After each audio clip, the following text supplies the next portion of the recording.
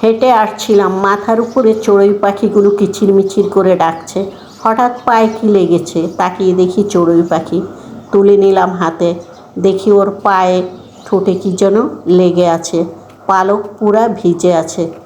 বাসায় এনে পা এবং ঠোঁট পরিষ্কার করতে দেখি পাখিটা চুইংগামের আঠায় আটকেছে।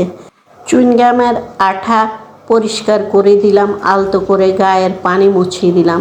সে খুশিতে কয়েকবার ডানা ঝাপটালো। তার খুশি দেখে আমিও খুব খুশি হয়েছি। যেখান থেকে চড়ুই পাখিটাকে আমি তুলে নিয়েছিলাম ঠিক সেখানটায় কাটা তারের উপরে তাকে রেখে দিয়েছি।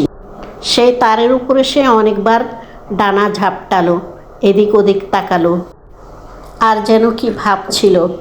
কতবার পাখিটা আমার চোখের দিকে তাকিয়েছিল, আমিও তাকিয়েছিলাম। ওর প্রতি আমার অনেক মায়া হয়েছিল। চুইংগামের আঠা যেখানে সেখানে ফালানো ঠিক না, এটা বাচ্চাদেরকে বুঝিয়ে বলা উচিত।